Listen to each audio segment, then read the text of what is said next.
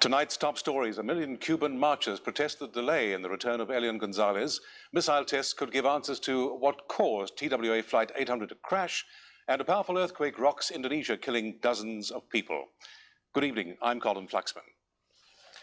500,000 Cuban women flooded Havana's streets today, protesting the delay in the return of Elian Gonzalez. The march comes a day after a U.S. appellate court panel ruled that the boy does not have the right to an asylum hearing demanded by his Miami relatives. Meantime, attorneys for Juan Miguel Gonzalez have appealed to the Miami family to give up their fight for Elian's asylum. CNN's Michael Richards is live in Washington to tell us why. Are you ready? U.S. government investigators have confirmed that missile tests were recently conducted in Florida in hopes of answering questions surrounding the crash of TWA Flight 800.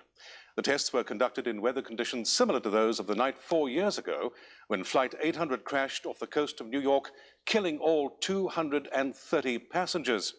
NTSB officials hope these tests will put to rest missile theories that continue to thrive on the internet.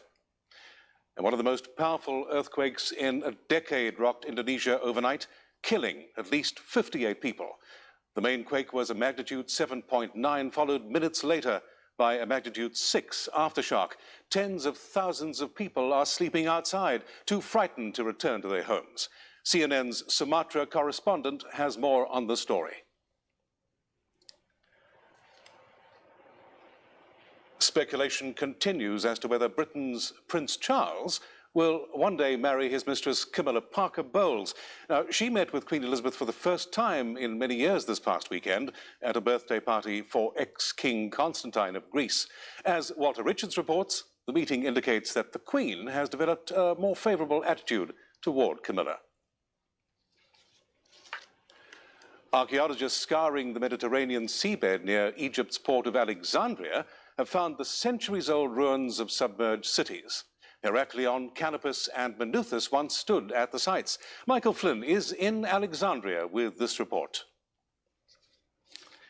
And now for tonight's special report. With colleges running out of classrooms and companies trying to keep down training costs, online education is a concept whose time has definitely come. Online education, or distance learning, attracts everyone from middle managers to teenagers in Bangladesh or Shanghai. But although the promise is huge, so are the possible pitfalls. Now, with me in the studio tonight is Terry Anza, professor of the University of Southern California. Let me get this right, Professor Anza.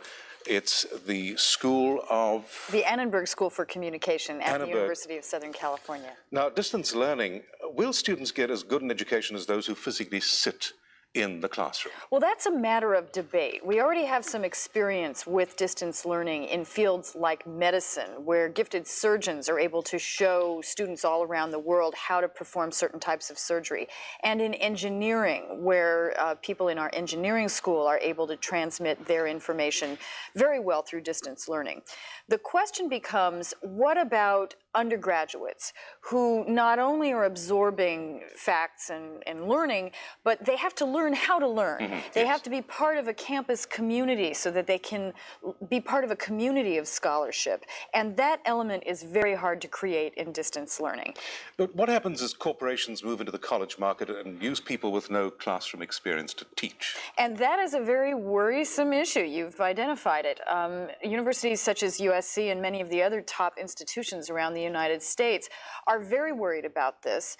And there is a feeling, I know, on our faculty that any ventures in distance learning have to have the involvement of tenured faculty, not only in developing what will be taught, the syllabus, but in who should teach. And unfortunately, the only thing that we can do is really educate the consumers, the potential students out there, right, that they need to look for the quality of who's putting on the course. What's to keep a top professor from freelancing coursework to competing organizations? Well, frankly, absolutely nothing.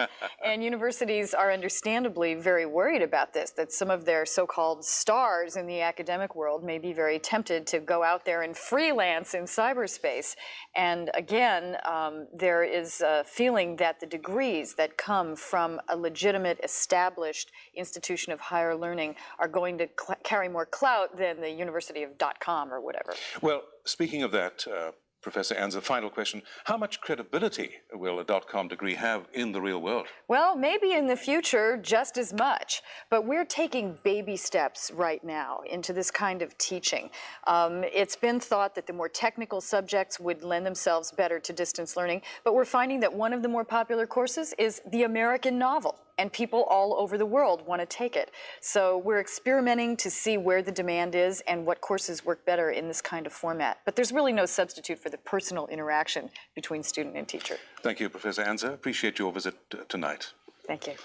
Well, a mixed weather bag for Europe tomorrow. The rain stays away in Spain and France with plenty of sunshine, but not so lucky for the Swiss or Hungarians. Expect clouds and light showers. Now, Eastern Europe, sunny with mild temperatures. Highs tomorrow will range from a warm 82 degrees Fahrenheit in Madrid and 68 in Berlin. And Moscow will see an afternoon temperature of 64 degrees. And finally, little did former James Bond star Roger Moore realize that when he starred in Octopussy, he'd have an unlikely namesake 17 years later, none other than an octopus. You see, it's all in the name of science. A student of applied biology at Brighton University in England has been testing the intelligence of the octopus. Now, Roger Moore, the octopus, is believed to have the same level of intelligence as a dog, but there is a problem. After a few days' break, he often forgets what he's learned. I guess maybe if he crossed his tentacles, it would help him remember. That's the news tonight. I'm Colin Fluxman. Back with you again tomorrow for more news from CNN International. Good night.